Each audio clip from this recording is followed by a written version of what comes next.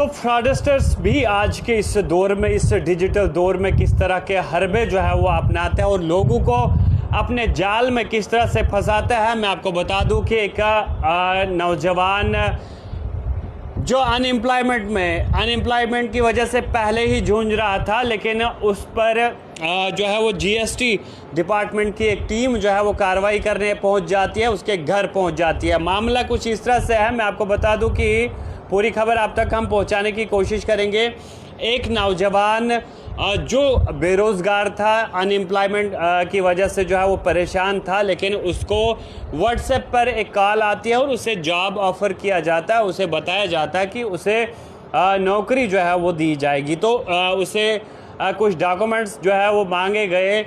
ये शख्स जो है इन्हें अपना आधार कार्ड हो या बिजली बिल हो या दूसरे डॉक्यूमेंट्स जो है सेंड करता है और उसके बाद इसे ये बताया जाता है कि वो 1750 रुपये जो है इनके खाते में डाल दें और उसके बाद इन्हें जॉब जो है वो दे दी जाएगी, इन्हें नौकरी उनको मिल जाएगी। तो ये शख्स बिल्कुल इन फ्रॉडस्टर्स के झांसे में आ जाता है और कुछ रोज़ बाद जो है जीएसटी की टीम जो है वो इनके घर तक पहुंचती है और वो कहती है कि आपने 250 करोड़ का घोटाला किया है, गफला किया है। और जिस तरह से हम ई-वे बिल्स की बात करें तो कहीं आपके नाम पर एक ऐसी कंपनी चल रही है और उस कंपनी की जानिब से जो है फ्रॉड किया गया है, यानी 250 करोड़ का फ्रॉड किया गया है। इसलिए आपने जो जितनी भी ई बिलिंग की है आपने उसका जीएसटी नहीं दिया है।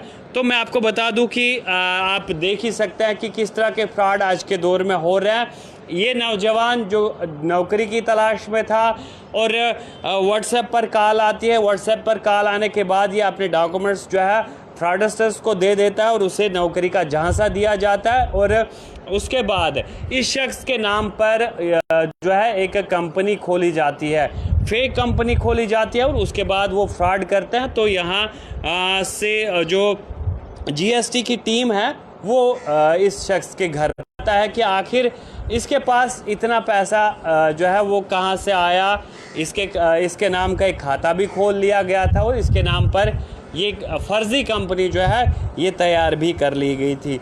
तो पूरी खबर आप तक हम पहुंचाएंगे। मैं आपको बता दूं कि यूपी के मुजफ्फरनगर का ये वाक़ा है, जहां पर एक नौजवान जो नौकरी की तलाश में था और वो नौकरी की तलाश में भटक रहा था और व्हाट्सएप पर जो उन्हें कॉल आई, इस शख्स का मानना है कि उनको व्हाट्सएप पर एक कॉल मौसूल हुई, उस पर ये बताया गया कि वो अपने डॉक्यूमेंट्स दे दें, इंक्लूडिंग इसके बाप का, इसके वालिद का आधार कार्ड भी भेज दीजिए और जो इनकी इलेक्ट्रिसिटी बिल है वो भी भेजें।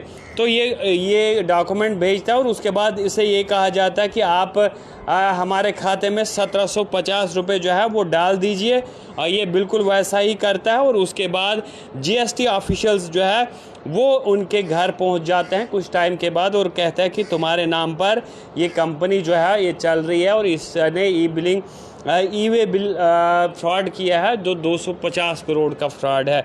तो ये शख्स जो है बिल्कुल हैरान होकर रह जाता है। तो वहाँ मुजफ्फरनगर रूरल सुप्रिटेंडेंट जो है वहाँ के पुलिस के जो है वो इस मामले में छानबीन करते हैं। वो जीएसटी की जो टीम है वो पुलिस से रब्ता करती है और उसके बाद जब छानबीन की गई तो इस शख्स से यानी झांसा देकर इससे ये तमाम डॉक्यूमेंट्स लिए गए थे और इसके नाम पर एक फ़र्ज़ी कंपनी जो है वो खोल दी गई थी। तो दौर हाजिर में हमें चाहिए कि इन फ्रॉडस्टर्स से हम बचें, क्योंकि बहुत सारे स्कैम्स जो है आज की डेट में हो रहे हैं। चाहे हम बात करें व्हाट्सएप पे जो कॉल्स आती है या फिर आपको दूसरे सोशल मीडिया प्लेटफॉर्म्स पे कॉल आती है, कभी ओटीपी शेयर करने के लिए बताया जाता है, कभी आपको नौकरी का झांसा दिया जाता है या कभी दूसरी चीज़ों का जो है आपको झांसा दिया जाता है। तो ऐसे झांसों में ना फंसे, इन चीज़ों का आप ख़ास तौर से ख्याल रखें, क्योंकि जो खबर हमने आप तक पहुंचाई इस डिजिटल दौर में जहां पर लोगों को सहूलियत पहुंची, दूसरी जानिब अगर हम देखें तो कहीं ना कहीं बहुत सारे लोगों की जमा पूंजी जो है वो उड़ा ली गई और साइबर फ्रॉड्स जो है इस दौर में ज़्यादा होते हैं। यूपी के मुजफ्फरनगर का ये वाक़ा था जहां पर एक नौजवान से जो है उसके डॉक्यूमेंट्स मांगे गए और नौकरी का झांसा देकर उसे फंसाया गया और उसके बाद जीएसटी की टीम उनके घर तक पहुंची। उनके नाम पर एक फ़र्ज़ी कंपनी जो है वो खोल दी गई थी और ई वे बिलिंग का जो फ्रॉड था वो 250 करोड़ का हुआ था।